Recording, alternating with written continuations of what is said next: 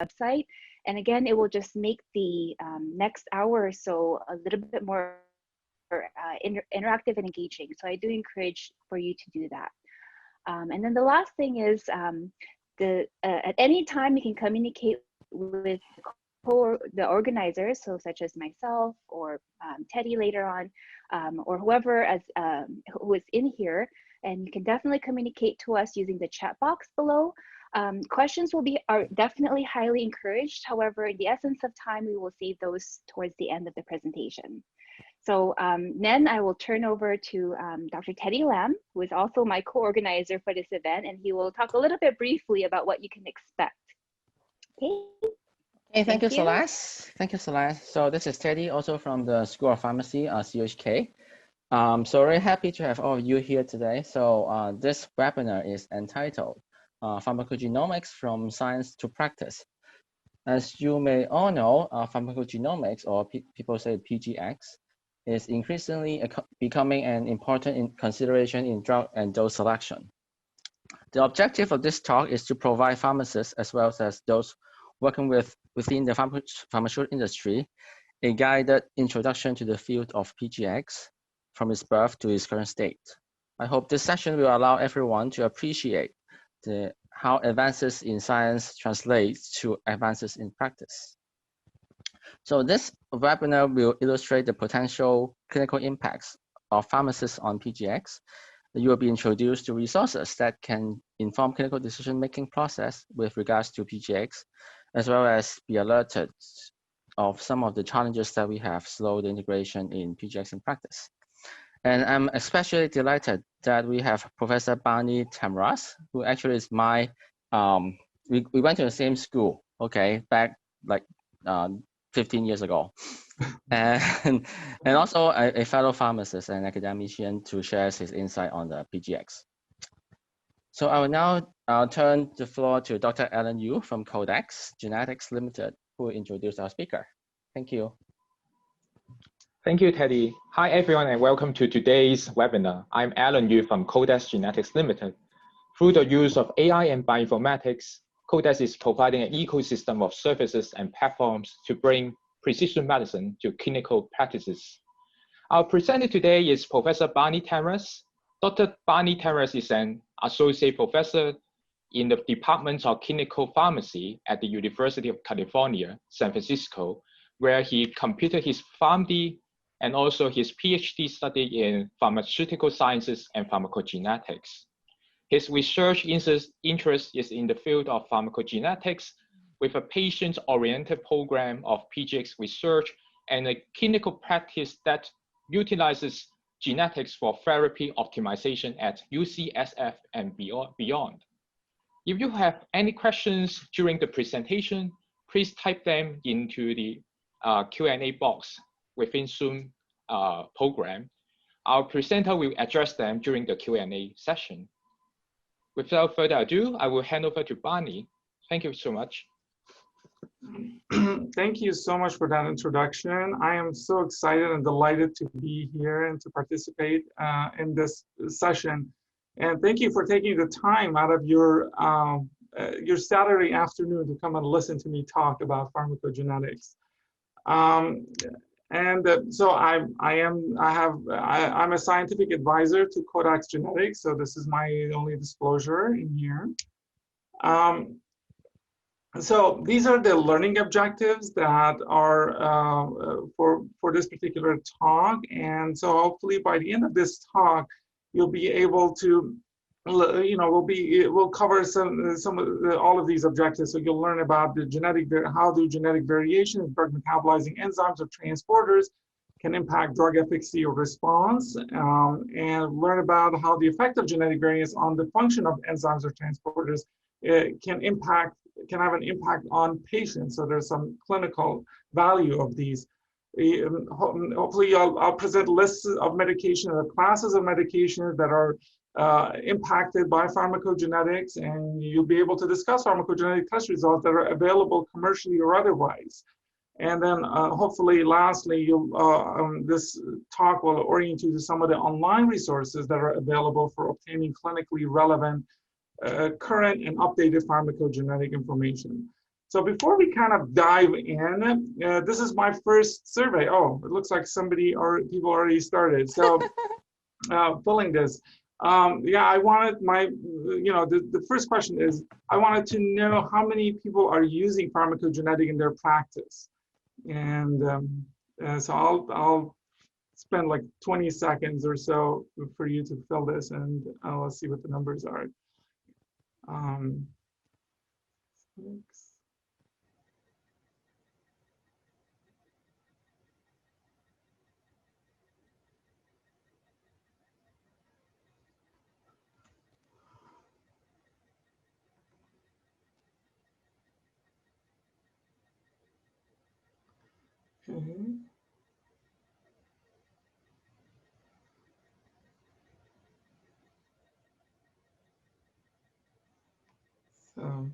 So this is good. So it seems like about half of you, I mean, 17 people have completed this poll. So out of you, roughly half and half. So that's a good number. I have to say, I've given similar talks in here, and I put this up. I have this slide at the very beginning of my talks, and I've had like 10%, 15% of people who have used this. So this is, I'm very pleased about this. This is great. So just by way of introduction, in our times today, hyper-personalization is the theme of our time. We log on to the websites that we're interested, we connect to people or networks that matter to us, we watch videos, music that are of interest to us, we download apps that we find useful, and we follow blogs that are we find interesting. And so we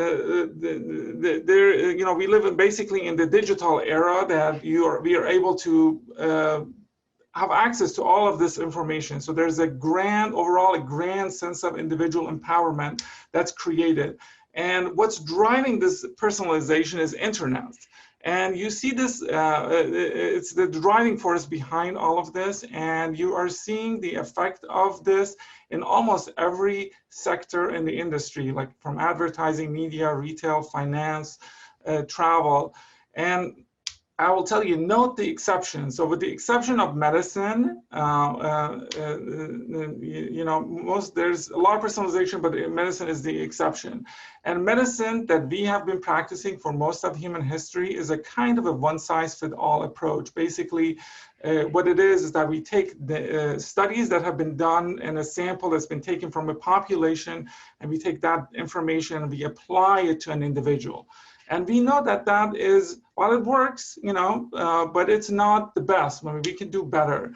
And we are, in that population-based approach, we are treating every person as a statistical average. And we know that system has a problem because not everyone responds the way is intended for the medications or treatment. And adverse drug reactions are also another problem that results from that. And there are all kinds of numbers out there, and obviously these numbers are US numbers. Adverse drug reactions are reported to cause about 770,000 injuries or death each year, and cost about $5.6 million per hospital in the United States. So they pose a significant financial burden and an issue to patient care. One of the reasons this happens is that one-size-fits-all population-based approach to treatment, and our approach of managing this is we use our clinical expertise. We try to learn about how drugs work and try to limit drug-drug interactions. Drug-gene interaction is the next level that we are implementing to counter this. And before we move forward into diving a little deeper, I have some slides that are related to the history of how we've gotten to this point. So early observation of inter-individual variations. So people started observing that different people respond differently to different things, and this is important because it'll lead us to an important concept within pharmacogenetics. So first documented, it's really interesting, observation of inter-individual variability dates back to 510 BC, when Pythagoras actually observed variation in occurrence of what we now know as hemolytic anemia in response to ingestion of fava beans. Pythagoras, he was a Greek philosopher, mathematician, best known for his Pythagoras theorem, which is like the a squared plus b squared equals c squared in the right triangle. He made the observation that consumption of fava beans caused various disturbances in people, and it wasn't until 70s when molecular genetics was able to prove that G6PD deficiency was associated with this hemolytic anemia that is observed with ingestion of fava beans. So, and then you take 510 BC, you come back almost 2,500 years, you come forward, and we come to Garrod. He was a pioneering individual that created the nexus between Mendel's gene and their effect on biochemical processes, which is associated with alkaptonuria, which is a rare inherited disease where tyrosine byproducts called homogenesic acid or alkaptone accumulates in the blood and excreted in large quantities in the urine. And if you read his paper, Garrod writes that alkaptonuria is not a manifestation of disease, but is rather of the nature of alternative course of metabolism, harmless and usually congenital and lifelong. And the next person, while Garrod was still active, there were others that were trying to explain some of these observations as Garrod, but this time in the differences that were associated with taste. Arthur Fox, he was a scientist in Jackson Laboratories at DuPont. He was searching for a new sugar substitute when he noticed that some people in the lab, including himself, couldn't test the bitter taste of phenylthiocarbamide. He was a non-taster. And Blaxley, Albert Blaxley, in the same year, he actually showed that the variation in taste perception was associated with Arthur Fox, followed a Mendelian pattern of inheritance. So this early work on variation in responses also elucidated an important principle in pharmacogenetic, and that is phenotypes are observed upon exposure to a particular drug or chemical. So that's a very important concept within pharmacogenetics. And the next step, which was observation and inter-individual variation in drug response, this came around 1950. So it wasn't until the advent of new technologies in the 50s, which enabled separation of closely related proteins, as well as identification of unique patterns of metabolites of drugs, that enable scientists to connect the genetic influences on drug disposition. And this inter-individual variation in response was documented in these first three drugs. So these were succinylcholine, primaquine, and isoniazid.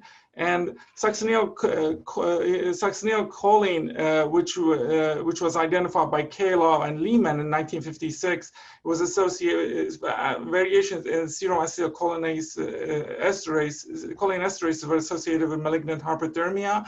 And in fact, if you read the conclusion of their paper in their discussion, it says it's important for people to know that they have low pseudocholinesterase level. They should be given a letter to be handed to the anesthetist should they ever require an operation. They should be warned that an employment bringing them in contact with acetylcholinesterases might entail a risk. It now seems to us that not only should every patient who had prolonged apnea after succinylcholine be examined for a lower pseudocholinesterase level, but that his relations should be investigated as well. So it's really interesting. This is almost 65 years ago. There was this thinking that, we should be looking at some of these variations in an enzyme that impacts response to a medication. But even today, this doesn't happen. So we don't do this in practice, at least here for sure. And we'll talk about some of that. But before we move forward, this is one of my favorite slides I include in every talk that I give, and it is to give some perspective on drug response. A lot of time people think that, oh, because I'm looking at genetics, it is the information from genes, it's what I need to focus on in order to to figure out what can happen with the patient. But it's important to put things again in perspective. So drug response is highly variable and it's impacted by various factors. You have environmental factors like diet and smoking, physiologic factors like age, disease, pregnancy. You have drug interactions. As pharmacists, we think about this, and then of course biological factors like genetics, microbiome, metabolome. So these are all kinds of factors that impact drug response. So it's important to keep this in mind. Today we're focusing on genetics, but there are all these other factors that determine that. And since given that half the audience in here who completed that survey has used pharmacogenetics, so some of these slides are kind of really basics. I apologize for that. But I have a slide that defines what pharmacogenetics is. It's a science of applying of genomic technology to determine the impact of relevant, inherited, or somatic gene variations on drug behavior or response. Pharmacogenetic use is prevalent in oncology, which is primarily based on selecting therapy based on cancer genome. So you're looking at somatic variations. So the focus on the talk today is mostly germline, not somatic. And there are two terminologies that you see commonly in the literature, pharmacogenetics and pharmacogenomics. And the simplistic differentiation between these two is that pharmacogenetics, when you hear the word pharmacogenetics, you're talking about variations that are happening in a single gene affecting a drug response, whereas pharmacogenomics, you're looking at entire genome. So if you're running a GWAS, a genome-wide association study, you're looking at all the variants that are representing all the genes and studying the effect of those on drug response. So pharmacogenomics is looking at entire genome. And it's sit at the confluence of three different fields, so in genetics, biochemistry, and pharmacology. And this is one more basic slide. It is basically introducing, it's a slide summarizing the existence of genetic variations, which is what gives this field its name. So there are all kinds of genetic variations. And genetic variations can be bad, and we see that in the case of disease or adverse drug reaction associated to some of the phenotypes for enzymes that metabolize drugs poorly, and they can be beneficial. They provide material for evolution. And there are different types of it. There is aneuploidy, which is basically a duplication of every single chromosome, so which is incompatible with life. I'm sorry, that was polyploidy. There's aneuploidy, which is a duplication of a single chromosome, like trisomy 21. There is gross rearrangements, and you see this like a translocation or deletion of a chromosome arm, as is the case with chronic myelocytic leukemia with Philadelphia chromosome. You have segmental duplication or copy number variations, and a good example of that is CYP2D6, which is highly important in the field of pharmacy. It's involved in the drug metabolism, and there are lots of drug interactions that are associated with that. So a single copy, you can have a single copy of the gene like the star5 allele of this gene results in a deletion, and then you can have copy number variations as well. And then there are insertions and deletions. An example of that you see with UGT1A1, an insertion of a TA in the promoter region of this gene results in a decreased function. And then lastly, and the most common types of variants are single nucleotide polymorphisms. And these are very, very common. There was a project that was called a 1,000 Genome Project that was set to provide a comprehensive descriptions of the common human genetic variations. It was completed in 2015, looking at the genomes, I believe, like 2,500 people, and they identified about over 80 million of SNPs, so these single nucleotide polymorphisms, about 3.9 million, 3.6 million or so indels, and then structural variations like these segmental duplication or copy number variations or inversions were about 60,000 regions. So by and large, there is a lot of single nucleotide polymorphism out there. So there's a lot of data on them, and we focus a lot on these single nucleotide polymorphism within pharmacogenetics. And single nucleotide polymorphism result in single base pair change. I mean, this is what it is. So you have a single nucleotide substitution at a specific position in the genome that can impact that. And a typical person usually differs from a reference human genome at about 4 to 5 million sites. And so, so we have all these. We know a lot of information about these genetic markers, and so there are all kinds of catalogs, data out there that tell us how do variants in different genes impact drug response. FDA is one place to go to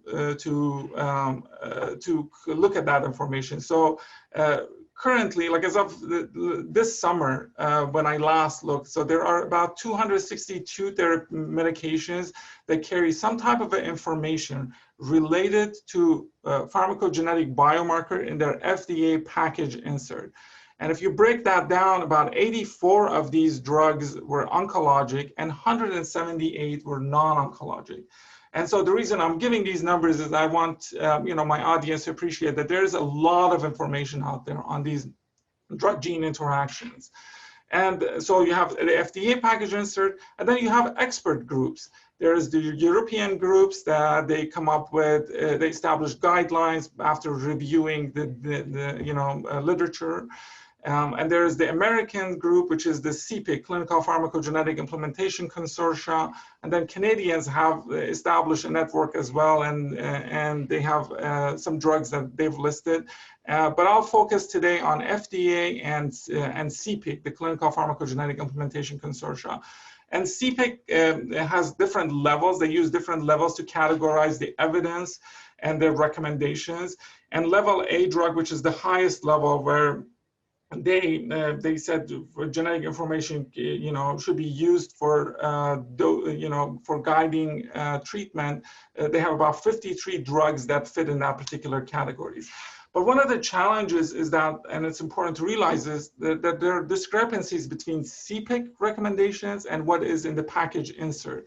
There are, for example, of the 53 drugs that have level A recommendations based on CPIC, only 42 have some information regarding to that particular gene in their package insert. So so there's discrepancies. And I'm giving you some examples for commonly used drugs like simvastatin, tacrolimus, and allopurinol. In the US FDA approved package inserts, you will not find any information about the genes and dosing and use of these medications. But CPIC has recommendations for all three.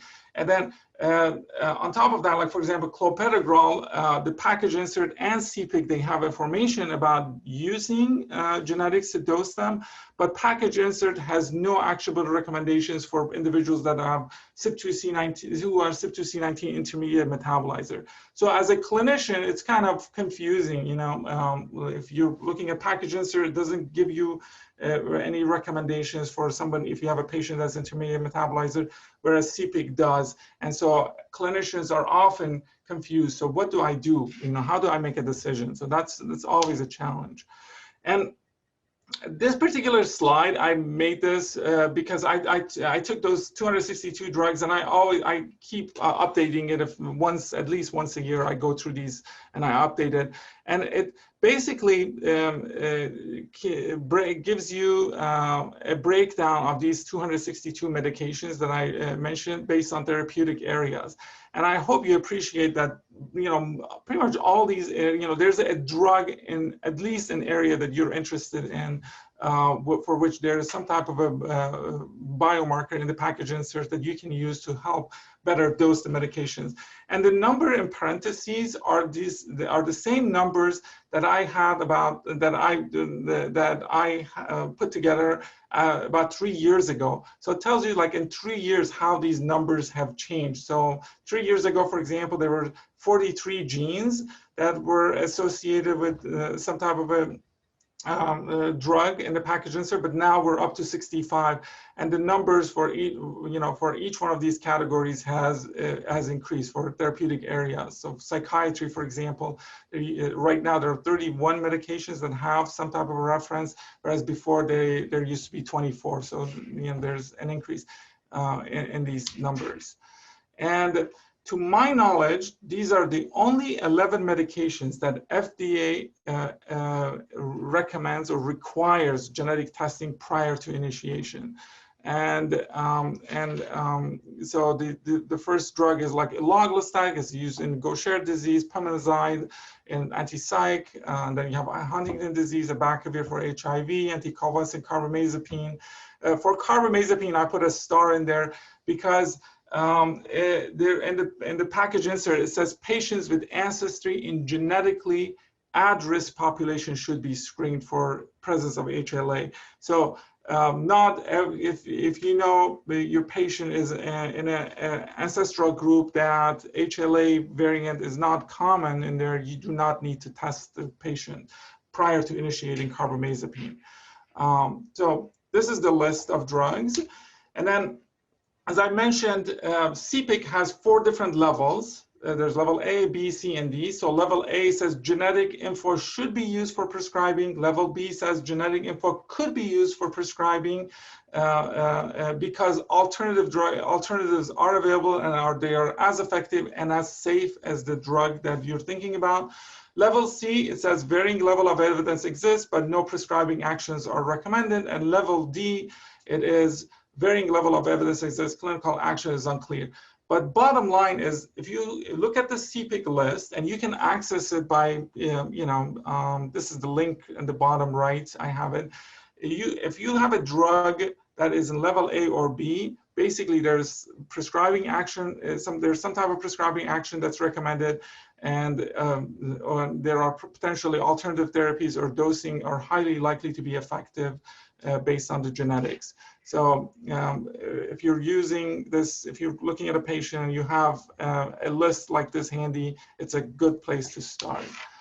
And this particular table, this summarizes the medications that are that includes pretty much all the level A drugs are in here, and I put most of them in here, and I have some medications from level B in here as well, to just to give you some ideas about how many different classes of medications are involved in here. You know, you have medication, you have anticoagulants, NSAIDs, antipsychotic, proton pump inhibitors, antifungals, antiemetics, analgesic, antineoplastic, antiretroviral, immunosuppressants. So there are a lot of medications. There are about 53 medications that are level A, and then there are about 74 or so medications that are level B. So collectively, there are about 127 medications that are level A or level B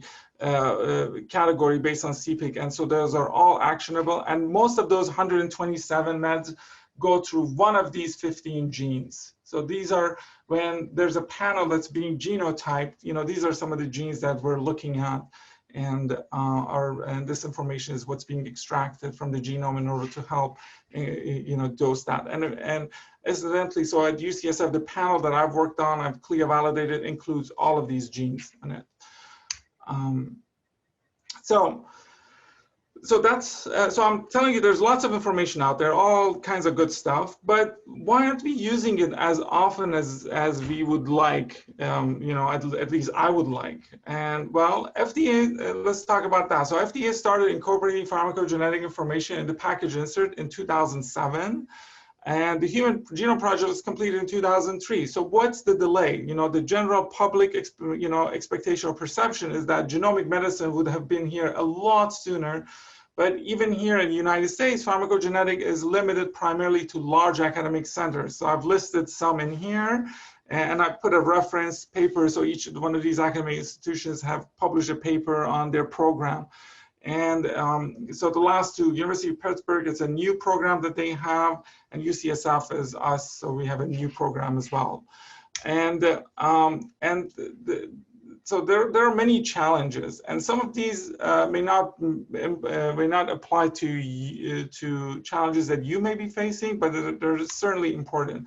For example, the first one is definitely, I think, a US issue. We have a lot of, our healthcare system is so fragmented that interferes with linking genetic test screenings with all future care. So if you go from one doctor to the next, they have no way of accessing this information that was collected. Education is a big barrier, so this is why we do some of these seminars to, bring awareness to clinicians in the field.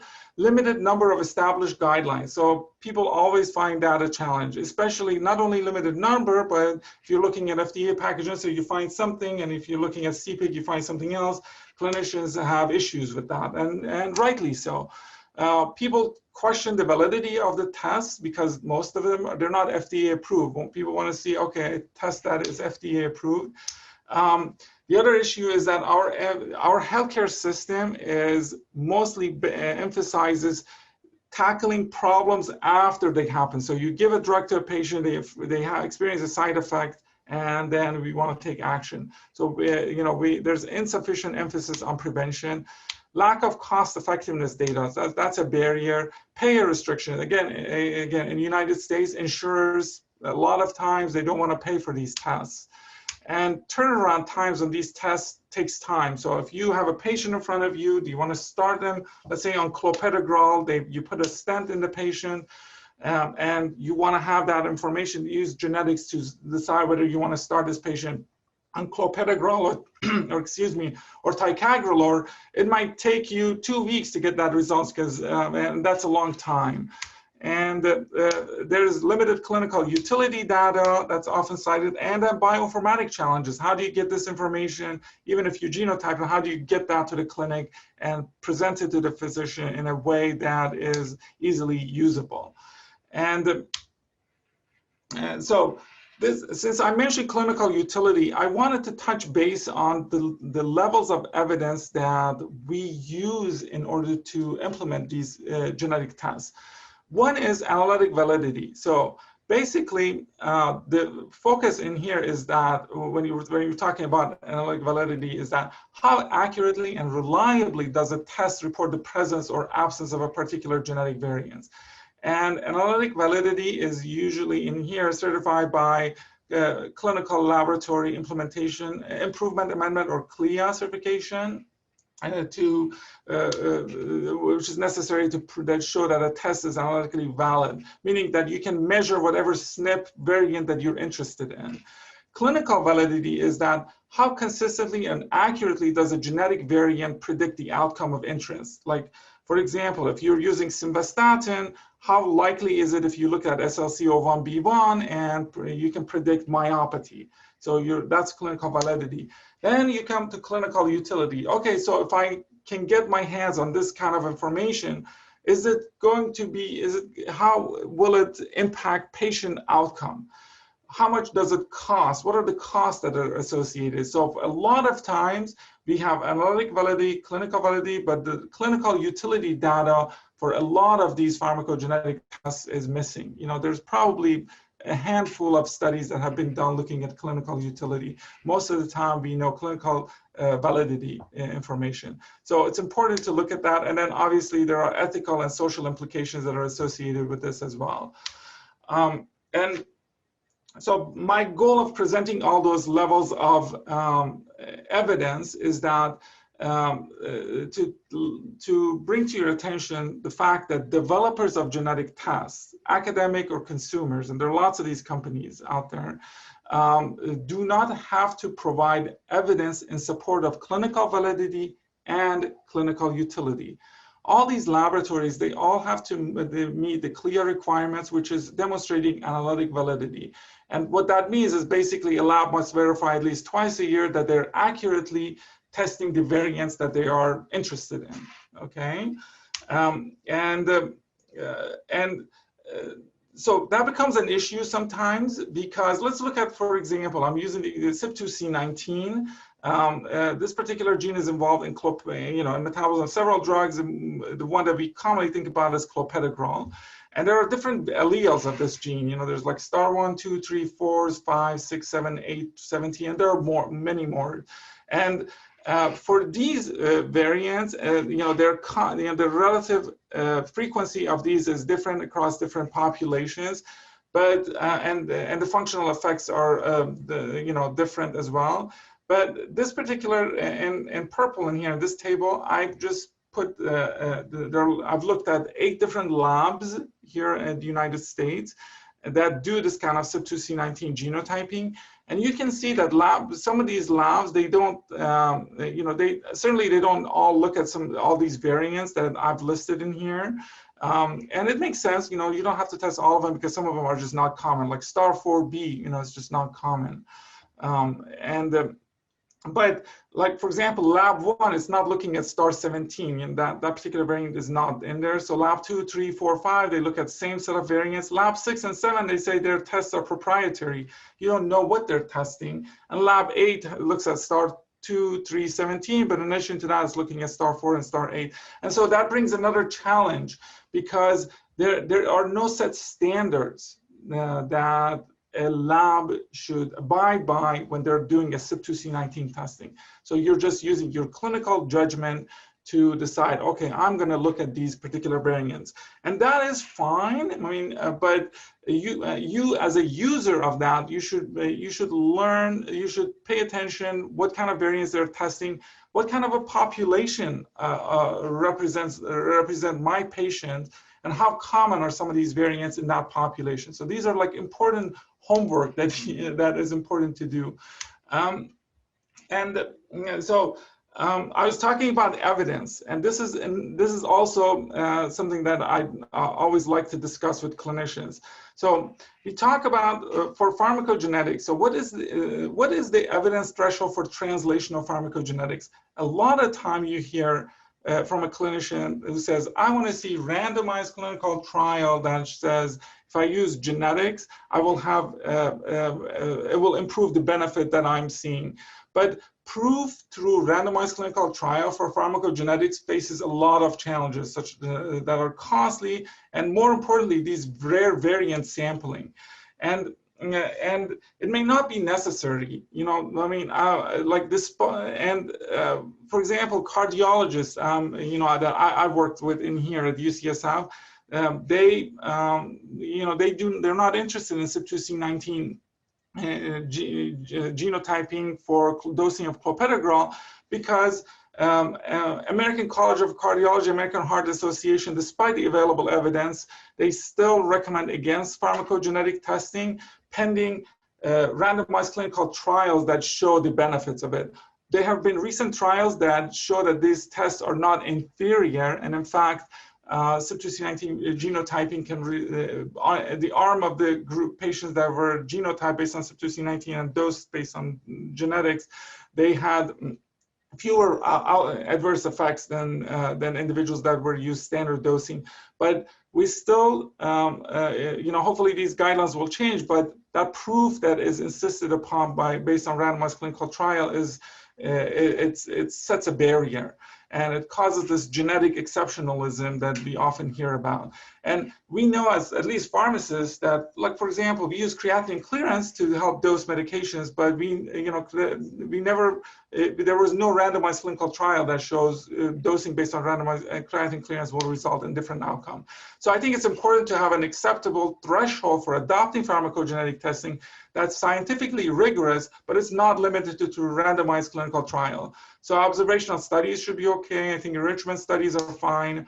And I'll illustrate my point based on like this data. This is like the work that I've done.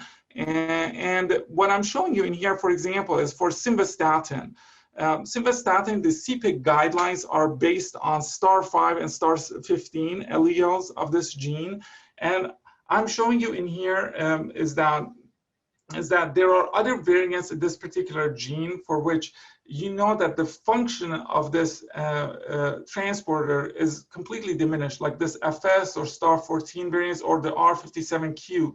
So, so I, as a clinician, if I have genetic data on a patient that has FS variant or star 14 variant, for which there is no studies that have studied that in a patient for simvastatin, for example. So can I just say, well, because that information is not available, I am not going to switch this patient to another drug? Well, I would say no. I would, just knowing that this person has a variant that causes significant reduction, even though it hasn't been studied in the context of simvastatin, given that there are options available, I would pick another drug. So And this level of evidence issue persists, across different services. I've done this. I've surveyed our clinicians here in different services like cardiology, psychiatric, pain, infectious disease, oncology, transplant, primary care, and neurology. And you find, like for cardiology, I mentioned, like currently, currently meaning in the last 12 months, nobody has used pharmacogenetics. None of these 8 cardiologists that are working here have used that. All of them are interested in using pharmacogenetics in their practice, but only 4 of them, half of them, say observational data is sufficient. So this is a very key important point, and these numbers vary for pharmacists as well. There are some pharmacists are okay with it, and some they're not.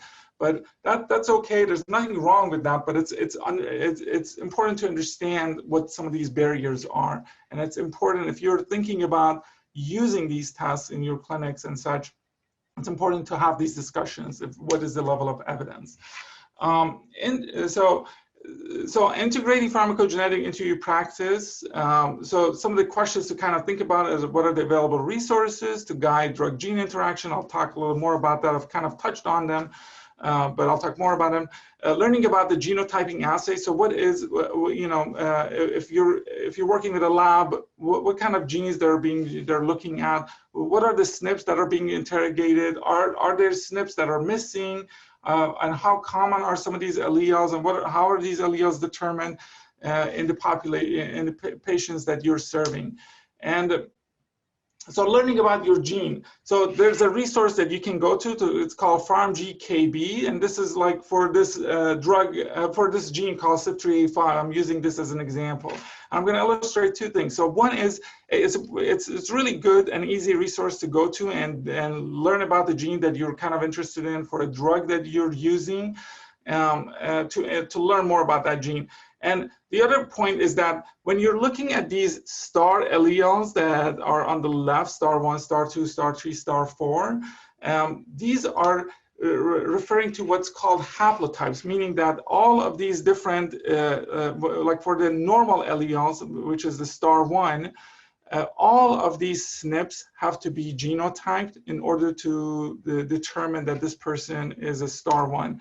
So when you see a star 2, even though the defining allele is this RS283065083, which the function of which is unknown, but what that means is that every SNP that is in that gene for that particular assay has to be genotyped in order to make that determination, and so on and so forth.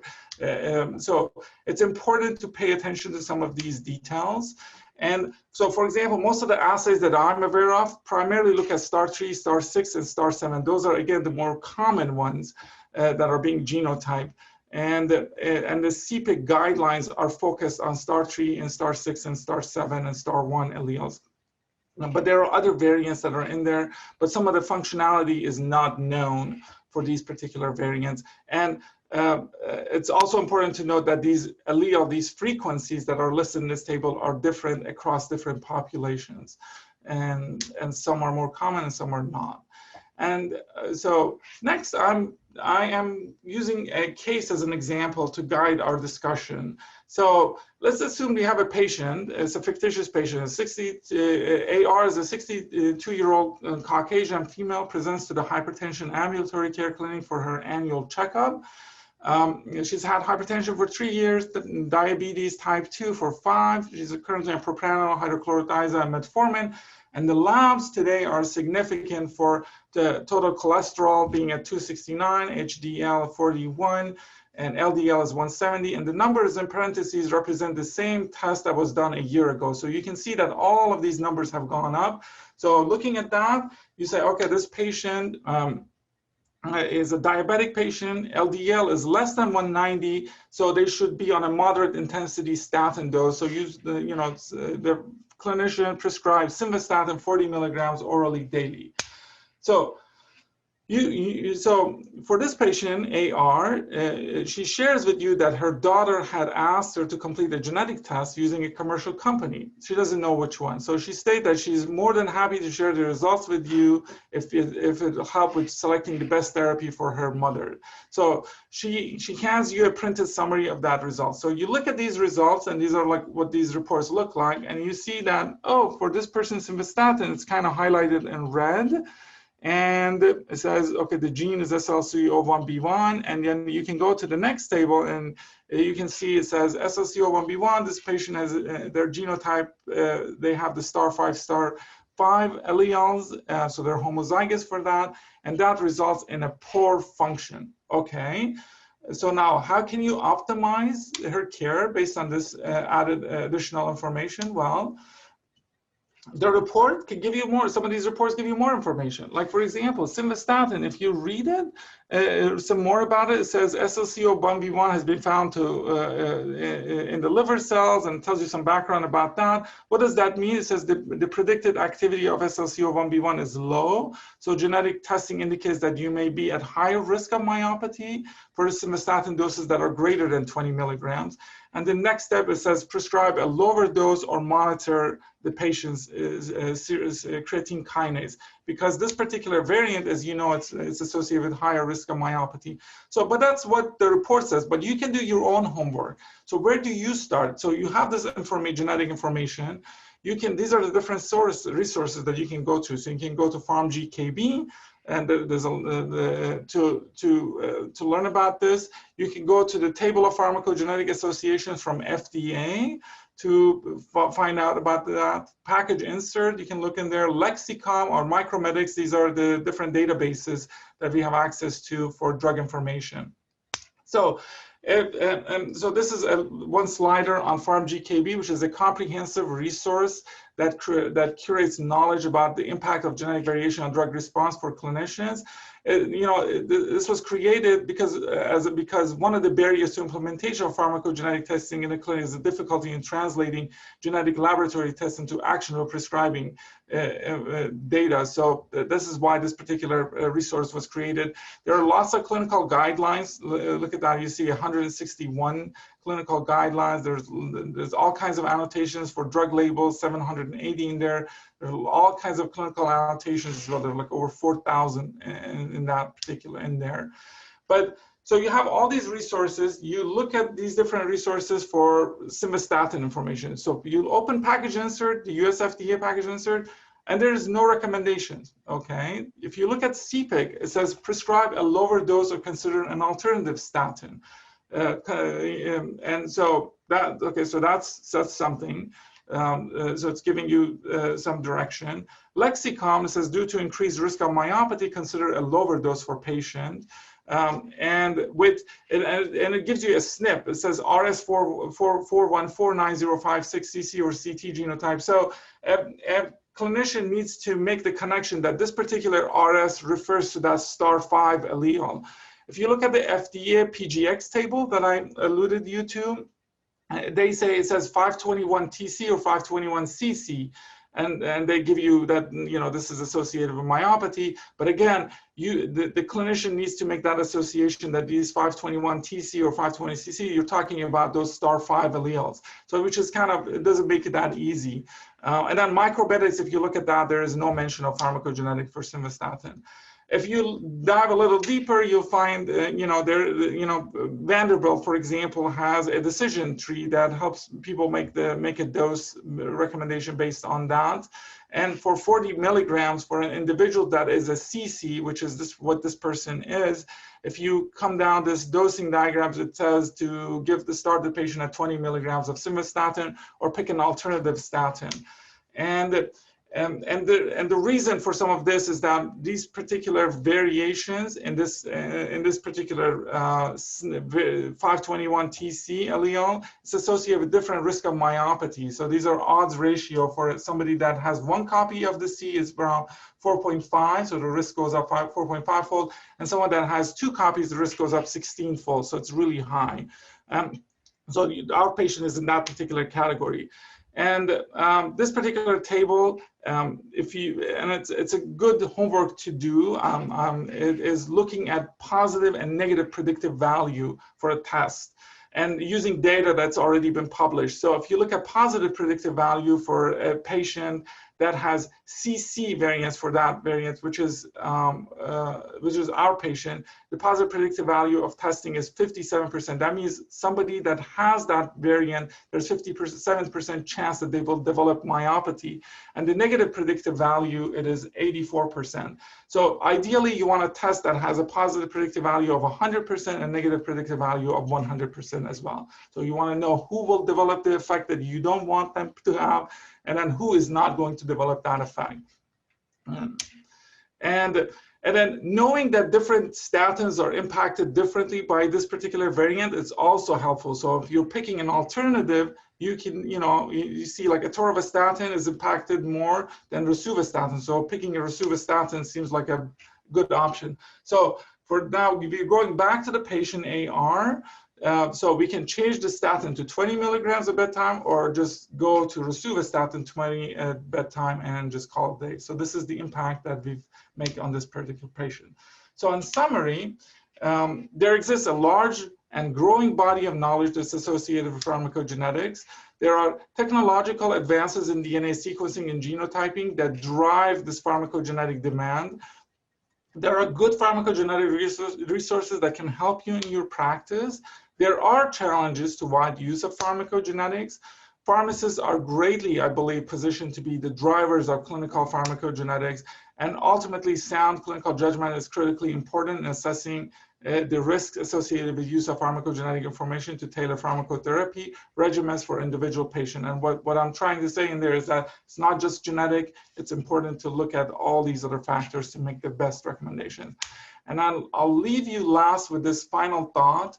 We are kind of moving in a direction where, with remarkable convergence of digital medical tools, billions of data points will kind of surround each individual.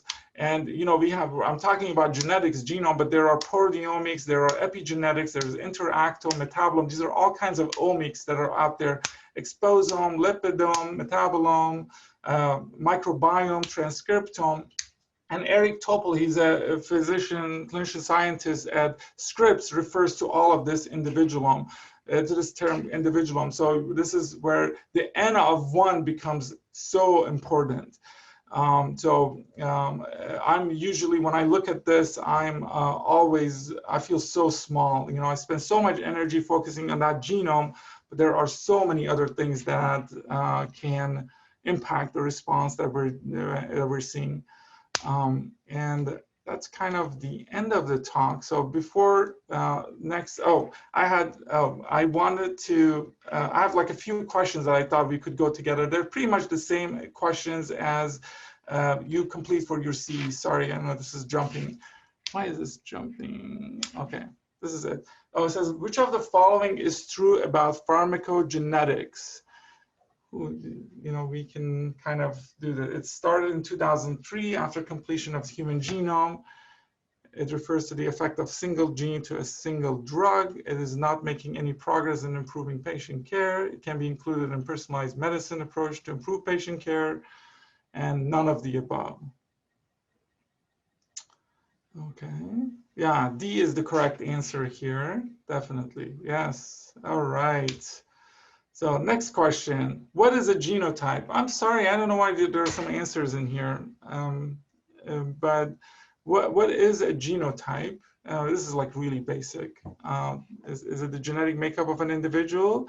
It is the protein that works. It is the genetic sequence at a specific location in the genome. Yes, and then the basic heredity of none of the above now, okay.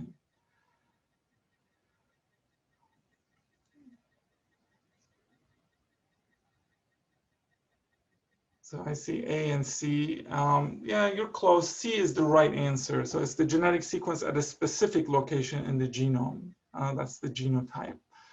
The next question, the most commonly occurring genetic variant in the human genome are frame shifts. We kind of talked about it, single nucleotide polymorphisms, tandem repeats, chromosomal translocations, nucleotide base insertions.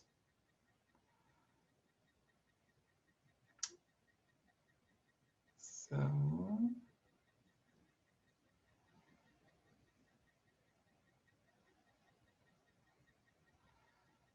the answer here is B. Remember, SNPs are a lot more common. Single nucleotide polymorphisms are a lot more common.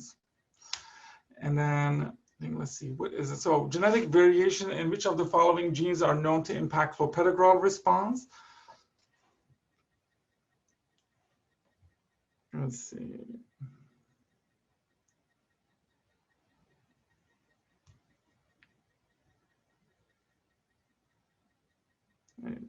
So the answer is obviously C. Most of you have it. It's CYP2C19. And I think, okay. What is the role of CPIC guidelines in clinical implementation of pharmacogenetics?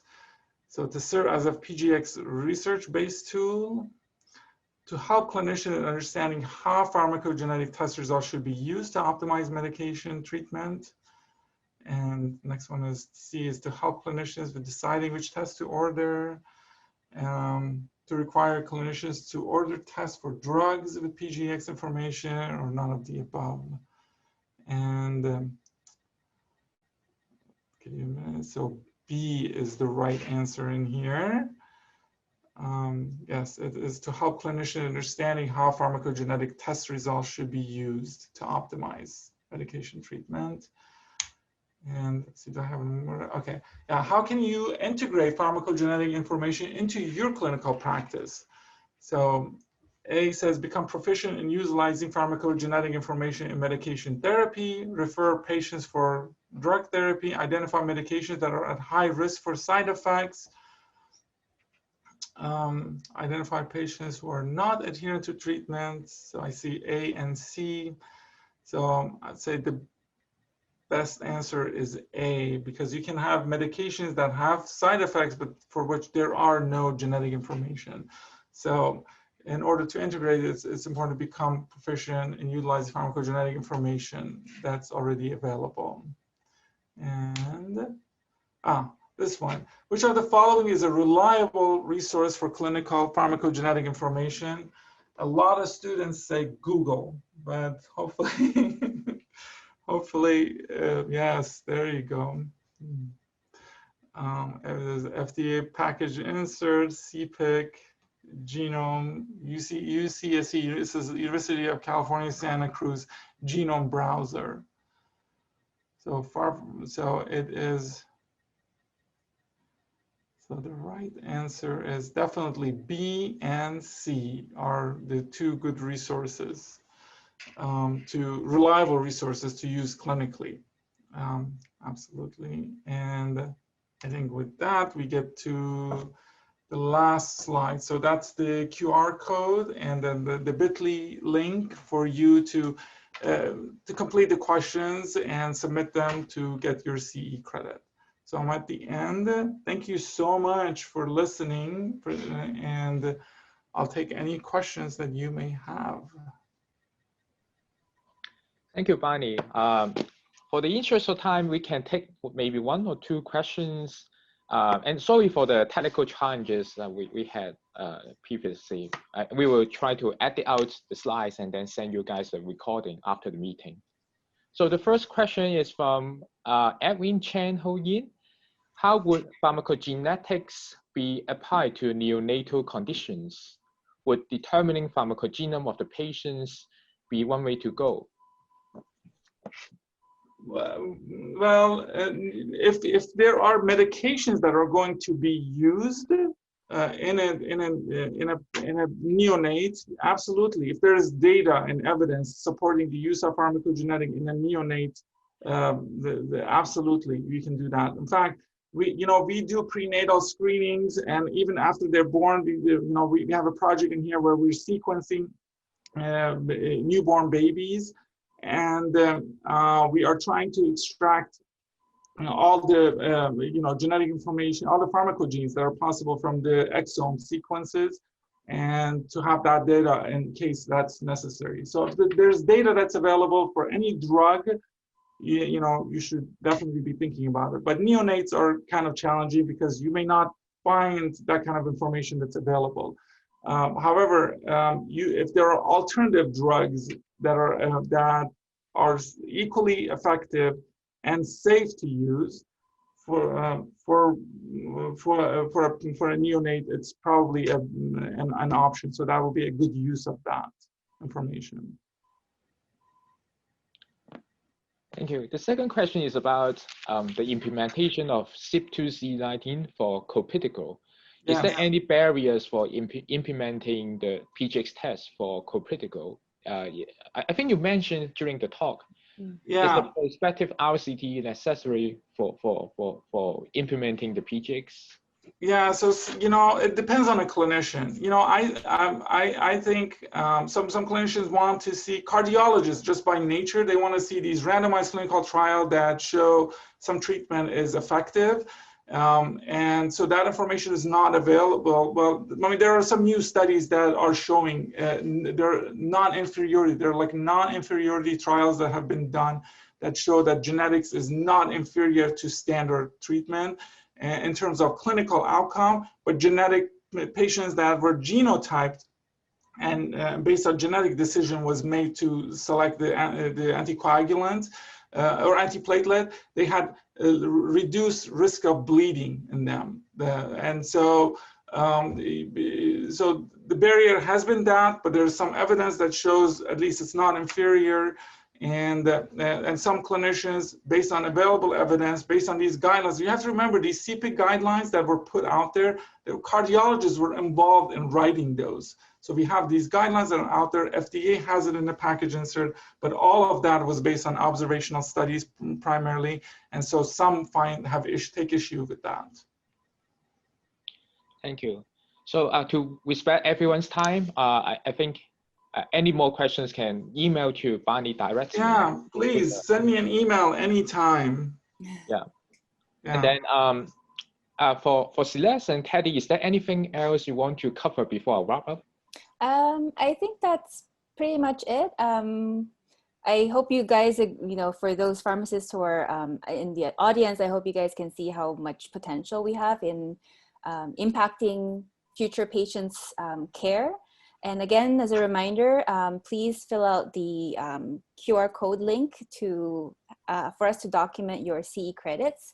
And I do thank everyone for participating in this event. And we are excited to see so much enthusiasm from the local community, especially our colleagues and partners from Hong Kong API, our practicing pharmacists frontline. So I do hope we can continue to co-organize such future events, hopefully without the technical difficulties this time. But hopefully we can see all of you guys again in the near future. And I wanted to take this opportunity to thank Bani for giving us such a wonderful talk.